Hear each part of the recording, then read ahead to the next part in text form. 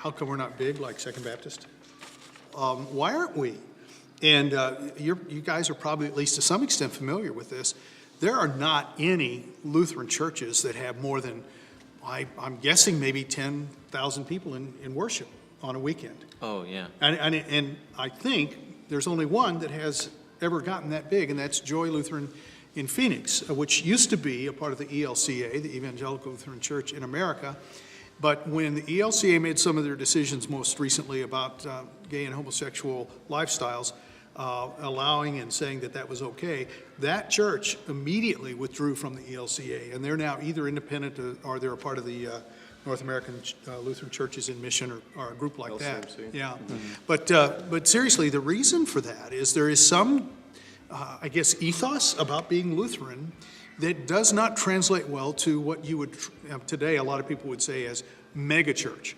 We define mega church as a church with 1,000 people in worship. That's our level of mega church, and so it's important that we kind of get in mind that that's a totally different dynamic than a lot of people think of. But actually, one other thing about that is there are about 40 churches in the Lutheran Church of Missouri Synod that have 1,000 or more people in worship, and those 40 churches actually even they go down a little bit further than that, because I was at the mega church conference, and those churches that were there have 8% of the worshiping people of God of the Lutheran Church of Missouri Synod out of less than 1% of the church body, which is just amazing when you think about that, how that's kind of the dynamics of the numbers. But truly, I mean, there's just a dynamic difference between, and you walk in a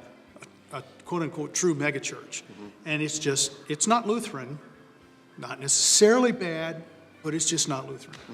And we could go down probably a long rabbit trail to talk about this, like what the philosophy of how big a church should be. Exactly. Right? And I mean, what if a church had, let's say there was the overarching organization, and there are all these little churches that were met with 75 people in worship, but there were 200 of them. Right. And so then that's a huge church, but yet not little church, and just the way that they would design the way that they gather. So it comes down to those fundamental philosophical ways of gathering, right? I agree. Too?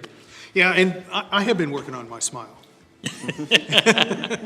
Because, I mean, that's got to be part of it. Right? Oh, I'm sure. But I think even more so, too, it's not just St. John. It's also something that you're seeing across the LCMS of, there is decline in the numbers. And so I think that's not necessarily just here, but questions we've got to ask on a bigger scale. I think we do a lot of things amazing, but as the LCMS, I think one of the things we have to look at is a lot of churches don't necessarily reflect the culture around them. Right. And as Christian brothers and sisters, and not just looking at numbers, but just saying, man, are we loving our neighbors? Are we walking out to the people across the street, doing life with them, inviting in them to be our family, so that we are just loving the community around us, because that's what we're called to do. Yeah.